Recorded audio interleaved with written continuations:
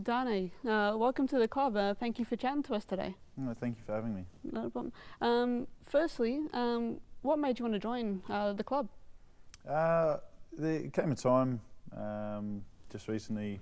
I've been overseas for quite a while now, and it kind of came to me that it was time to come home for a little bit and settle down and with my partner and prepare for the future. What were your first impressions of the club joining?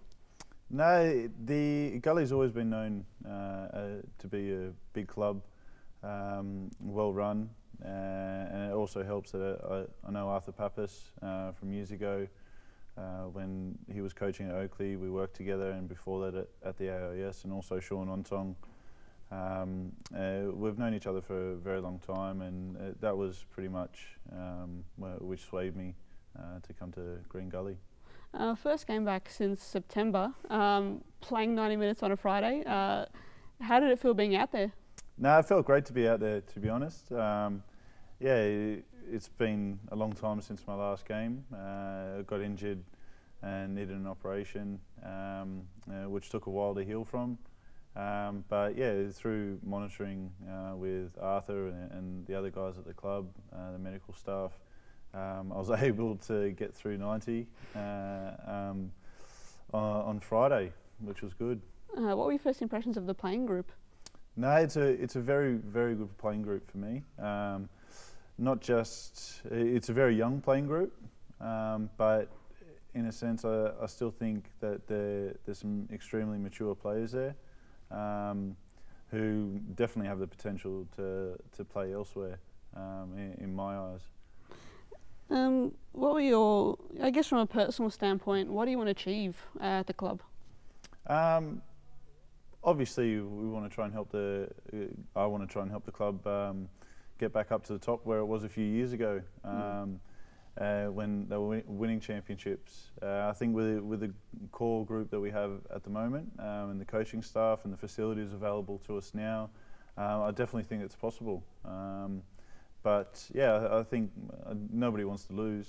You always play to win. So yeah, obviously winning the NPL would be nice, and also maybe even a very nice run in the FFA Cup. Speaking to a few players in the last few months prior to the season, I got the sense that there was a real drive and a real belief that this club is going places, that is aiming for big things in the NPL. Did you get the same sense arriving at the club this past week? Yeah, definitely. I think what Arthur's tried to install in the last 12 months with this playing group is very good, and the players that he's got in there are exceptionally good as well. Probably some of the best players that I've seen in the NPL. And yeah, being the eldest player in the playing group, it's it's a nice change to be part of a younger group, and yeah, seeing the potential to go places. What kind of importance do you place on the FFA Cup? Obviously the club has had a real big history with it lately, with that famous last-minute winner from halfway from Liam Boland in 2016. You know, how big of an importance do you feel that is for the club as well as a player? I think any tournament or competition you play in is important because you always want to win trophies as a professional footballer, even semi-professional footballer. And yeah, a nice run in the FFA Cup will be good. I did see a few years ago Liam Boland strike, and I think we can definitely replicate that, if not do better. But I think it's great for the players in the NPL to get exposure through the FFA Cup and playing against the bigger teams and teams interstate, because I think the league now, the A-League, unfortunately I don't think it gives enough opportunity to the players in the NPLs around Australia, and there's some very good players. So it's an avenue for players to be looked at, and it's also just to play on a bigger stage. I think that's great. First time back in Australian football since 2014, I believe, since the end of 2014. Had you been following the league closely while you were overseas? Yeah, I have. I've got a fair few friends still here in Melbourne playing in the NPL, and I've always kept a close eye on it. And yeah, it's interesting to see how a lot of teams are changing, the players, the style of play, and stuff around the clubs. I think everybody's really stepping it up a notch. What do you think the biggest difference is, having since then in the Victorian football scene since you were last fully part of it as a player? I think a lot of the facilities, to be honest.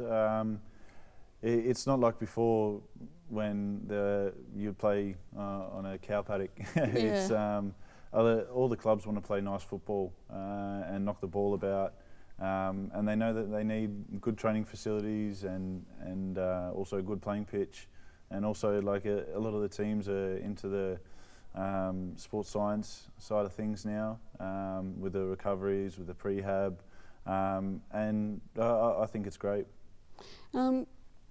In late last year, in 2016, you came out with a blog on FFA, documenting your struggles with mental health. Just kind of to update through there, it was very brave seeing that and reading that. How have the last few months been for you? Since I made the decision to come back to Australia and settle down, it's felt like a bit of relief off my shoulders.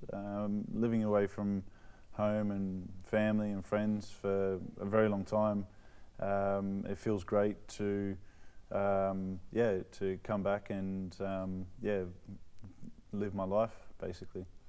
And what was the general feedback to the piece that you got from both inside and outside football? No, it was really great, to be honest. There was a lot of professional footballers out there that messaged me, current Socceroos, ex-Socceroos, that messaged me and gave me the support and actually told me that they were going through similar things. So it was really great to get the support from everybody.